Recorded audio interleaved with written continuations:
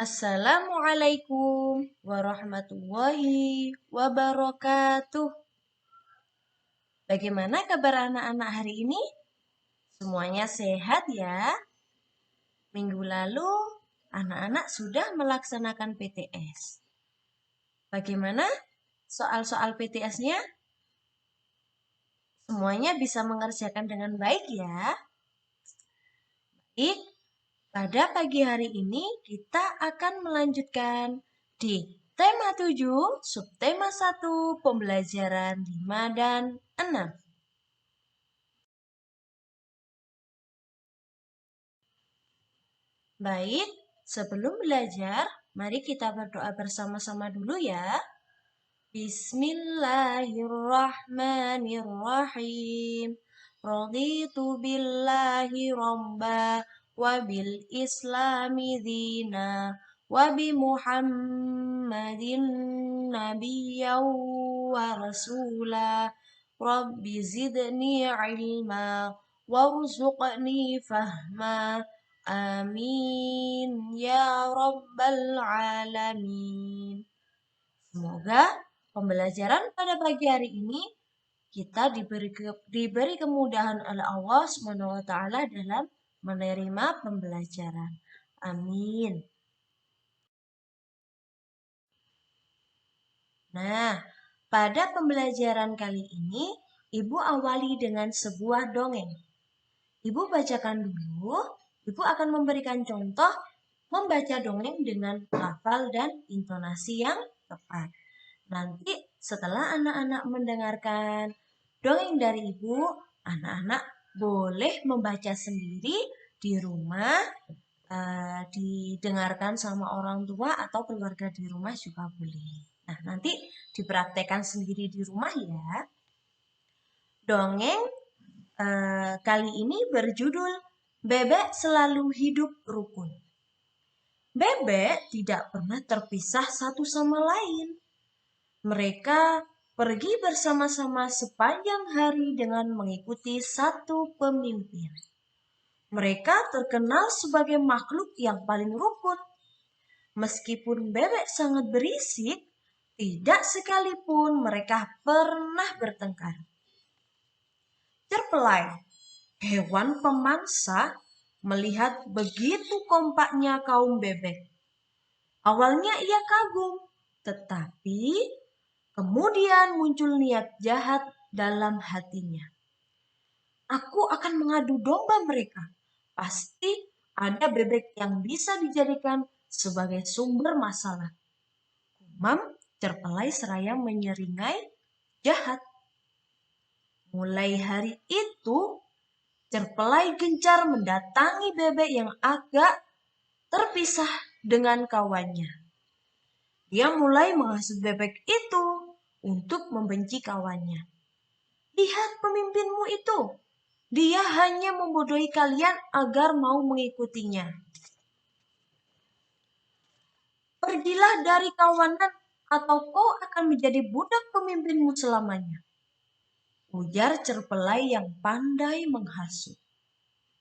Namun, rupanya sia-sia. Bebek itu tidak mau mendengar perkataan Cerpelai. Kemudian, Cerpelai mencari bebek lain dan mengatakan hal yang sama.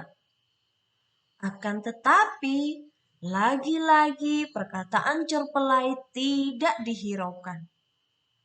Begitu terus hingga tak terasa sudah semua bebek ia datangi. Namun, tidak ada satupun yang berhasil ia hasut. Cerpelai sudah sangat kelelahan karena sudah berjalan ke sana kemari dan terlalu banyak bicara. Hahaha, Cerpelai, kau tidak akan bisa membuat bebek saling bertengkar. Karena kami saling mempercayai satu sama lain. Ucap salah satu bebek yang dihasut oleh Cerpelai. Cerpelai sangat malu. Dia tidak menyangka para bebek begitu kompak. Dia pun pergi dari pemukiman bebek dan tidak pernah kembali lagi ke sana karena malu. Memang benar. Jika ada yang mengatakan bahwa kaum bebek adalah kawanan yang paling rukun sedunia.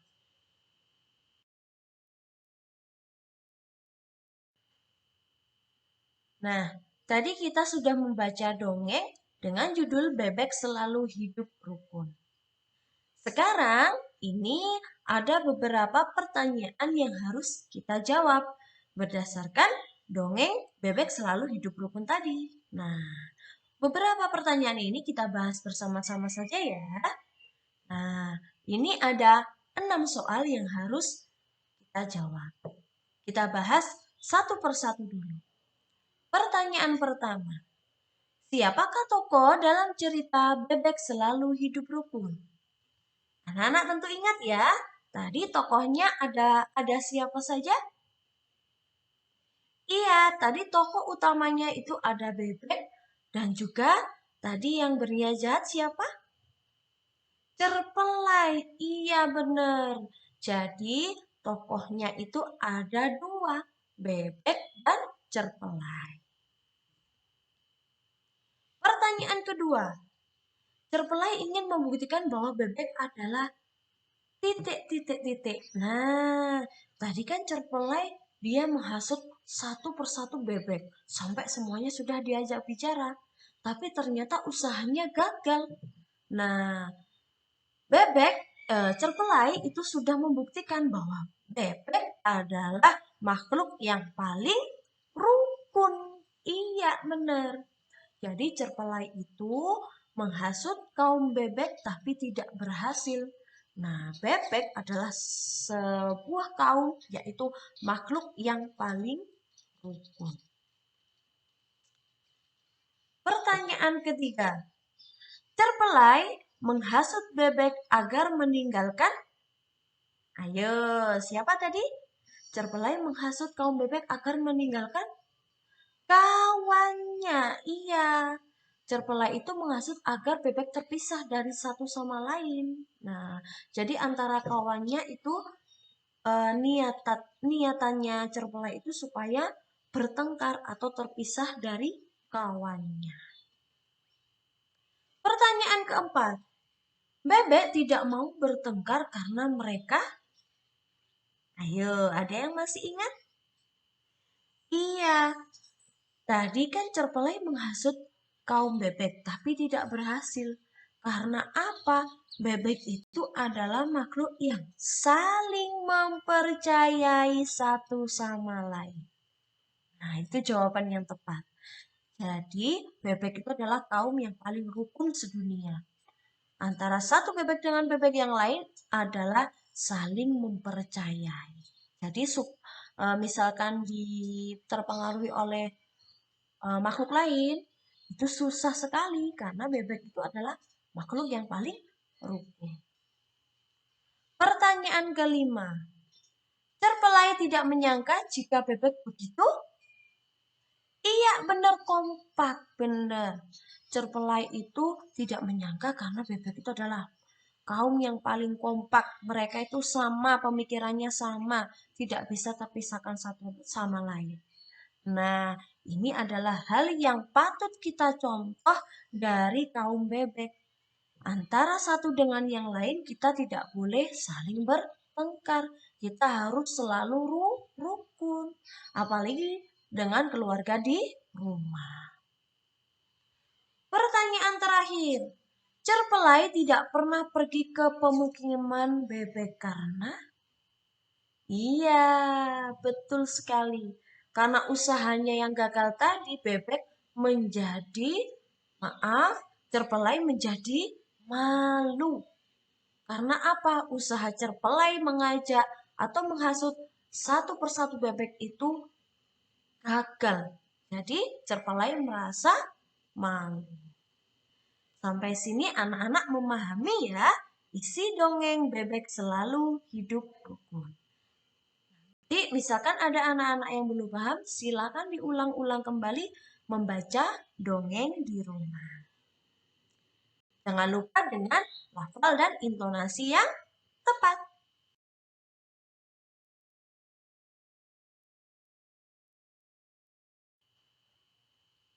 kita lanjutkan pada pembelajaran yang ke-6.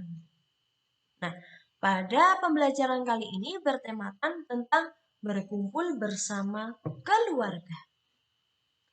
Pada minggu malam, Siti berkumpul bersama keluarga. Ayah dan ibu bercerita tentang fabel.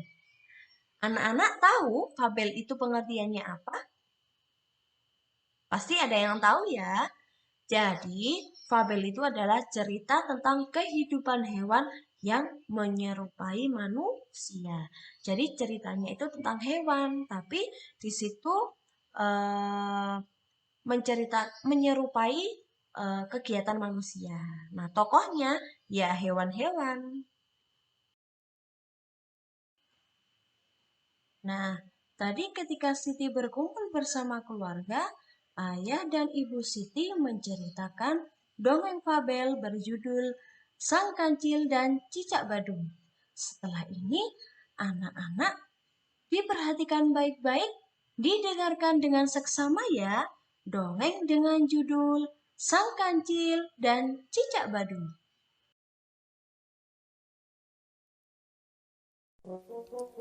Sang Kancil dan Cicak Badung.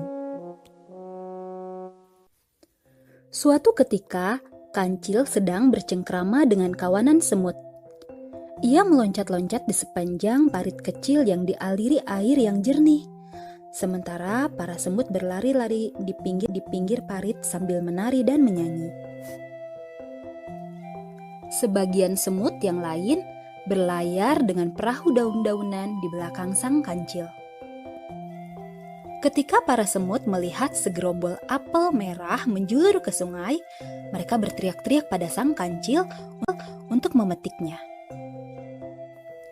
Maka Sang Kancil dengan gesit melompat dan menyundul apel-apel itu hingga jatuh ke parit, lalu mendorongnya dengan kaki ke tepian. Tak berapa lama kemudian, para semut mengerubungi apel-apel tersebut dan mulai memotongnya menjadi potongan-potongan kecil. Sebagian dipanggul, sebagian lagi diangkut ke atas perahu daun. Begitulah acara bermain dihentikan sejenak setelah mereka menemukan tempat yang nyaman untuk beristirahat sambil menikmati apel. Namun, saat para semut sedang berpesta apel, tiba-tiba muncul binatang melata yang merayap cepat dan menangkap potongan apel yang paling besar dengan lidahnya, lalu cepat-cepat kabur. Wah, ada pencuri. Teriak para semut dengan kaget. Kancil yang sedang enak-enak berjemur mengeringkan tubuhnya sambil menikmati manisnya buah apel jadi kaget. Setelah mengetahui apa yang terjadi, Kancil jadi maklum. Rupanya ada seekor cicak badung yang berulah menyerobot potongan apel yang dibawa oleh para semut. Setelah berpikir sejenak, si Kancil yang sangat bijaksana ini membisikkan sesuatu pada para semut.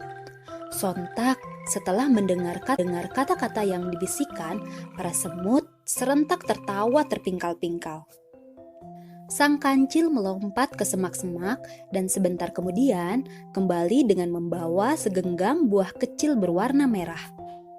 Para semut membawa potongan buah merah itu sambil sebentar-bentar berhenti karena tak kuat menahan tawa. Rupanya para semut menganggap rencana mereka benar-benar sangat lucu. Pesta dimulai lagi. Para semut kembali makan buah apel yang telah dipotong kecil-kecil. Buah merah pemberian Sang Kancil sengaja diletakkan di pinggir dan tidak dijaga oleh para semut. Mereka tertawa-tawa, bergandengan tangan, menari-nari sambil sebentar-sebentar melirik ketumpukan buah merah. Ada juga yang menyanyi dengan syair lagu yang lucu-lucu. Buah merah, enak sekali. Jangan lupa kawan-kawan yang paling manis. Taruh di pinggir, buah dimakan nanti. Tralawa, trilili. Di saat para semut sedang berpesta, tiba-tiba cicak kembali datang dan langsung menangkap buah-buah merah yang diletakkan di pinggir lalu kabur. Anehnya, bukannya marah, tapi para semut malah tertawa terpingkal-pingkal melihat cicak membawa lari buah-buahan itu. Terdengar suara tawa para semut riuh rendah mentertawakan cicak yang lari sambil menggondol buah merah. Cicak yang tengah berlari itu jadi bertanya-tanya, mengapa para semut tertawa terbahak-bahak melihat ia mencuri buah merah. Kemudian dicicipinya buah merah itu. Rasanya manis dan enak. Tak terasa, beberapa saat kemudian dia sudah tertidur kekenyangan dan lupa dengan pertanyaan yang timbul dalam benaknya. Saat terbangun, si cicak penasaran dengan tawa para semut. Maka dia kembali ke pinggir sungai dan mengintip, ingin tahu apa yang aneh dengan para semut. Dilihatnya, sang kancil sedang dikerumuni para semut sambil berbicara sesuatu. Jadi, buah merah tadi bukan cabai ya? Percuma dong, kita gagal memberi pelajaran pada si pencuri. Kata seekor semut paling besar mewakili teman-temannya. Rupanya, para semut tertawa terpingkal-pingkal karena menyangka buah yang mereka letakkan di pinggir adalah cabai, sehingga si pencuri akan kepedasan saat memakannya. Saat tahu buah merah itu bukan cabai, mereka jadi kecewa. Kalian terlalu tulus untuk bisa menjebak orang lain. Kalian tidak bisa menahan tawa terpingkal-pingkal mendengar rencanaku. Pastilah si pencuri akan curiga dan meneliti buah yang dicurinya. Saat tahu itu cabai, dia tidak akan memakan dan akan kembali untuk mencuri buah lainnya. Jadi aku ganti. Aku menggantinya dengan buah stroberi yang banyak di sekitar sini. Biar saja dia kenyang. Nanti dia tidak akan mengganggu kita lagi. Kata sang kancil. Para semut saling berpandang-pandangan dan mengakui bahwa mereka tak bisa menahan diri untuk tidak tertawa. Pastilah si pencuri mendengar tawa itu dan jadi curiga. Para semut memang tidak bisa berpura-pura. Mereka selalu jujur dalam bertindak dan berkata-kata. Pencurinya adalah si cicak kecil yang bandel. Biarlah, nanti aku datang ke rumahnya sambil membawa sekeranjang stroberi dan sedikit nasihat. Biar dia tidak mencuri lagi.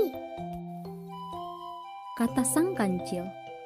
Cicak kecil meneteskan air mata mendengar semua kata-kata si kancil. Rupanya sang kancil mengganti cabai dengan buah stroberi bukan saja karena para semut tak bisa menahan tawa, tapi juga karena dia sayang pada cicak kecil. Buktinya, sang kancil akan datang ke rumahnya sambil membawa sekeranjang stroberi. Diam-diam, cicak kecil merasa dirinya telah melakukan perbuatan hina dina pada makhluk-makhluk yang baik hati.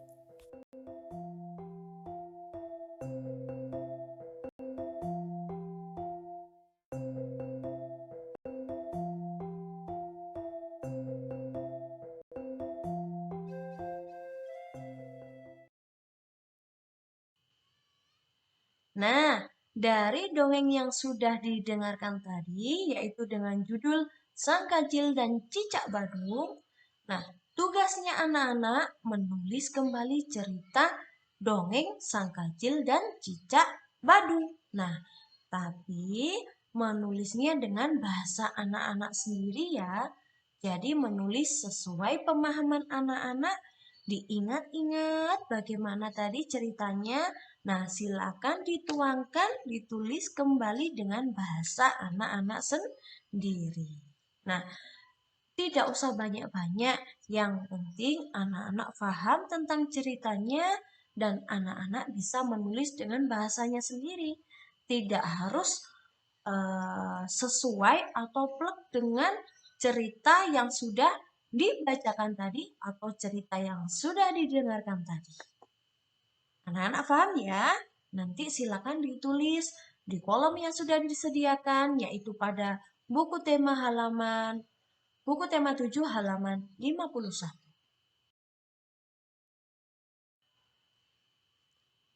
Berilah tanda centang untuk perilaku yang menggambarkan kerukunan atau berilah tanda silang untuk perilaku yang tidak menggambarkan kerukunan.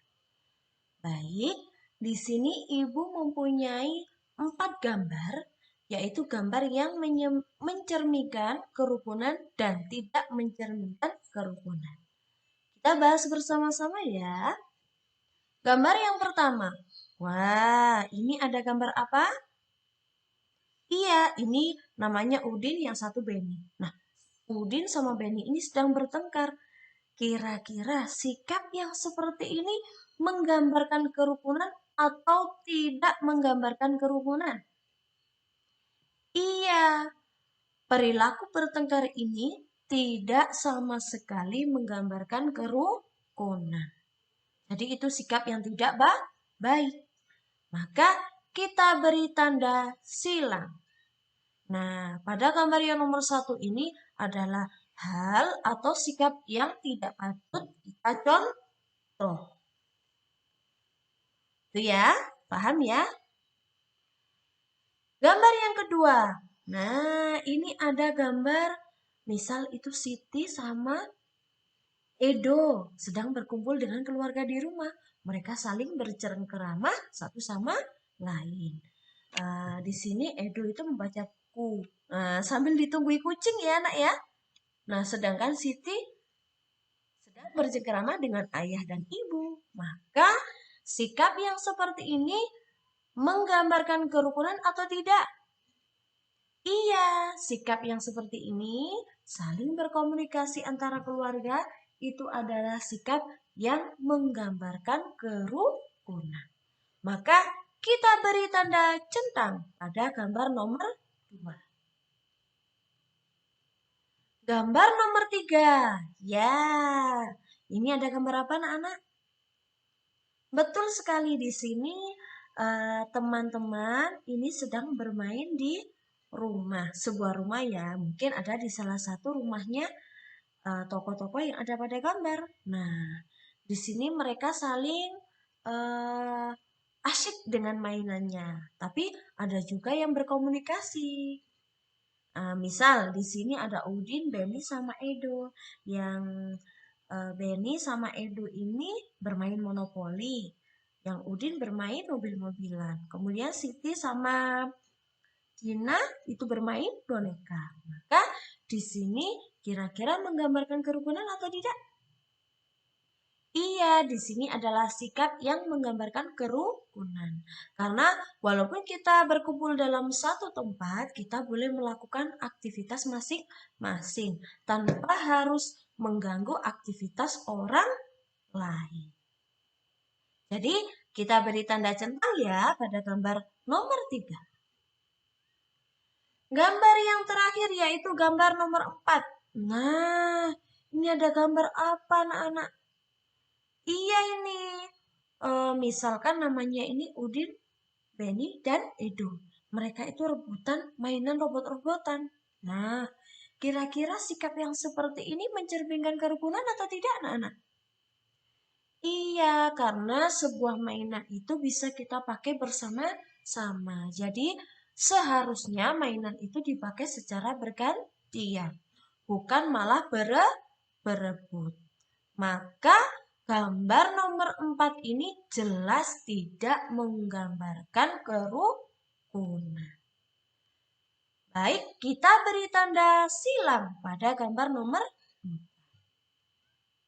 Sampai sini berarti anak-anak sudah bisa membedakan ya, mana gambar sikap-sikap yang menggambarkan kerukunan, mana sikap-sikap yang tidak menggambarkan kerukunan. Dengan kata lain, sikap yang baik itu patut kita contoh. Sikap yang tidak baik tidak boleh kita contoh.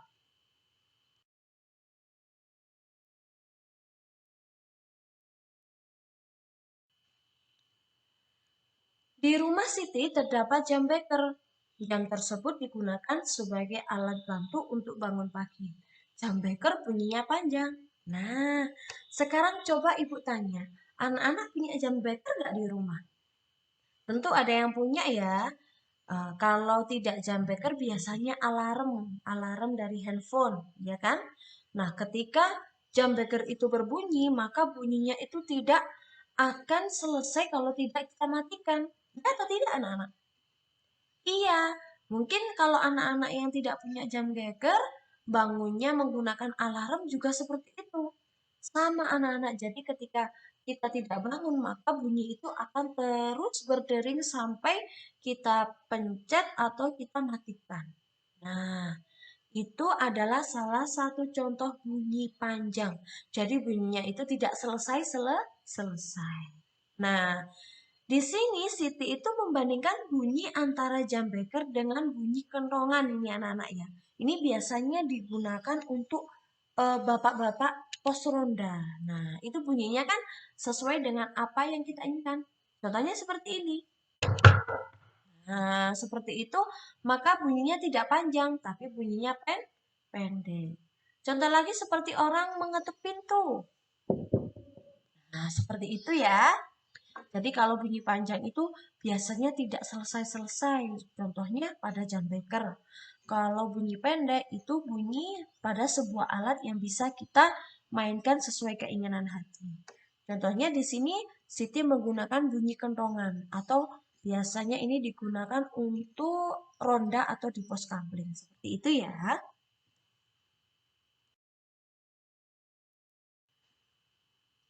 Jawablah pertanyaan-pertanyaan di bawah. Nah, pertanyaan pertama, sebutkan dua bunyi yang ada di sekitarmu. Kemudian tentukan bunyi yang lebih panjang dan bunyi yang pendek. Nah, nanti tugasnya anak-anak silakan mencari dua bunyi yang mungkin itu menunjukkan bunyi panjang dan bunyi pendek. Nah, ini bebas karena dua bunyi yang ada di sekitar anak-anak itu berbeda. Nanti silakan dicari contohnya mana yang bunyi panjang, mana yang bunyi pendek. Nanti ditulis ya di buku tema 7 halaman 55. Pertanyaan kedua, berilah tanda garis bawah untuk nada yang panjang pada lagu Ayamku. Nah, nanti silakan anak-anak didengar dulu ya lagu Ayamku. Terus nanti anak-anak memberikan garis bawah pada teks lagu Ayamku. Mana yang bunyi panjang itu diberikan garis bawah. Sebelumnya anak-anak dengarkan dulu ya lagu Ayamku ciptaan Ate Mahmud.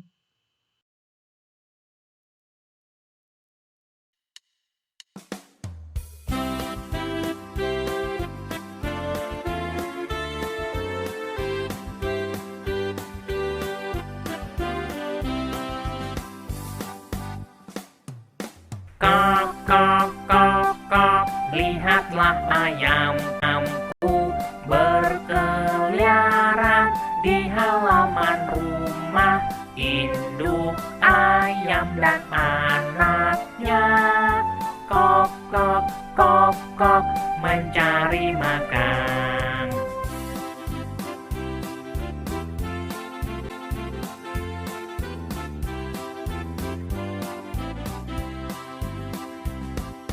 Kok, kok, kok, kok, lihatlah ayamku berkeliaran di halaman rumah.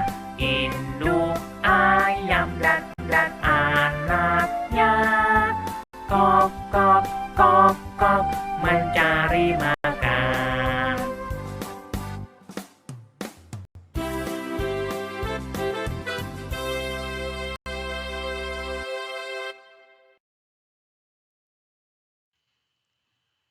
Kancil, semut, dan cicak akhirnya makan buah apel. Cicak menyadari kesalahannya karena telah mencuri apel. Berikut ini Siti memiliki 12 buah apel. Siti akan membaginya menjadi beberapa bagian. Nah, ini ada apel merah, jumlahnya ada 12 buah. Coba kita hitung bersama-sama. 1, 2, 3, 4, 5, 6, 7, 8, 9, 10, 11, 12. Nah, nanti silakan diisi 12 pada halaman 56. Kumpulan buah apel yang dihitung Siti tadi ada 12.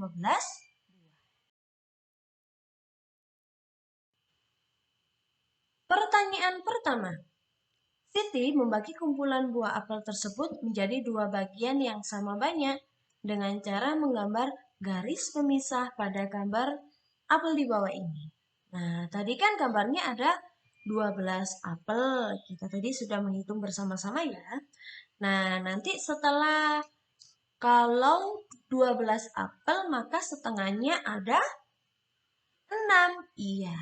Kita beri garis pemisah pada di antara apel yang ke-6 dan apel yang ke-7. Nah, seperti ini ya. Jadi, dengan memberikan garis pemisah seperti ini, maka Siti sudah membagi apel itu menjadi bagian yang sama banyak. Masing-masing bagian menyatakan pecahan. Ayo, berapa?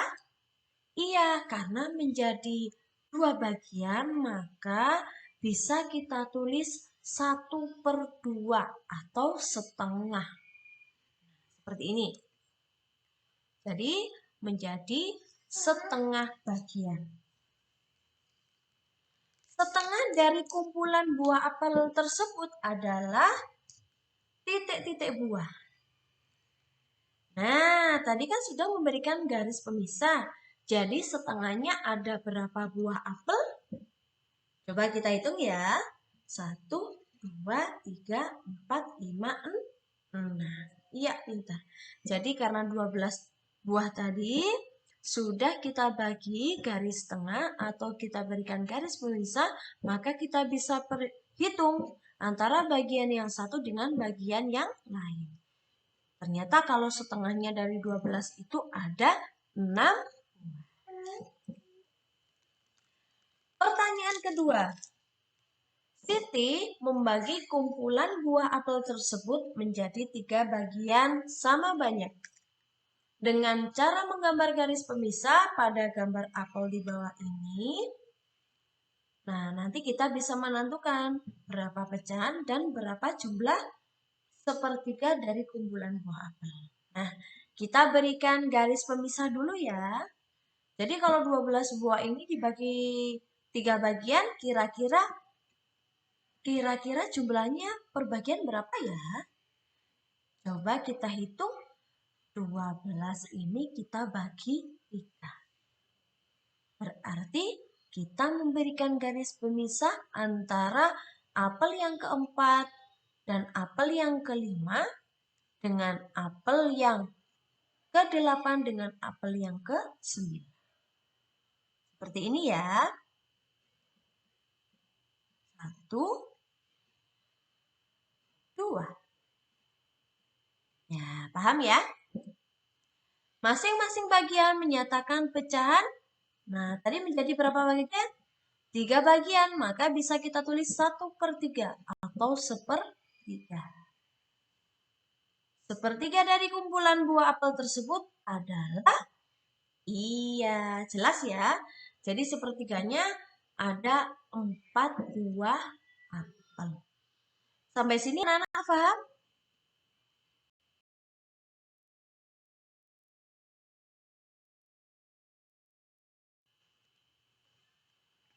Pertanyaan ketiga. Siti membagi kumpulan buah apel tersebut menjadi 4 bagian yang sama banyak dengan cara menggambar garis pemisah pada gambar apel di bawah. Nah, tadi kan apelnya ada 12, akan dibagi menjadi 4 bagian. Nah, kira-kira per bagian ada berapa buah ya? Nah, caranya atau cara pintasnya maka 12 dibagi 4. Jadi per bagian itu ada 3 buah. Maka kita bisa memberikan garis pemisah pada apel yang ketiga, kemudian setelah apel yang ke-6, dan setelah apel yang ke-9. Seperti ini ya. Masing-masing bagian menyatakan pecahan.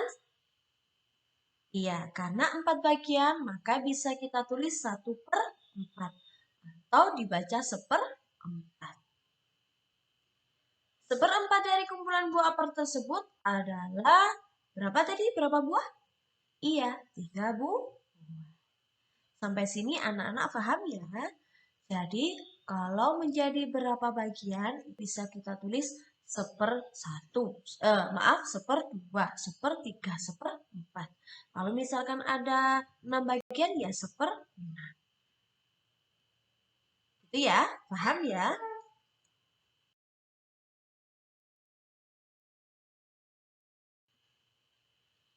Alhamdulillah, pembelajaran pada pagi hari ini telah usai. Sebelum Ibu akhiri, mari kita membaca doa bersama-sama dulu ya.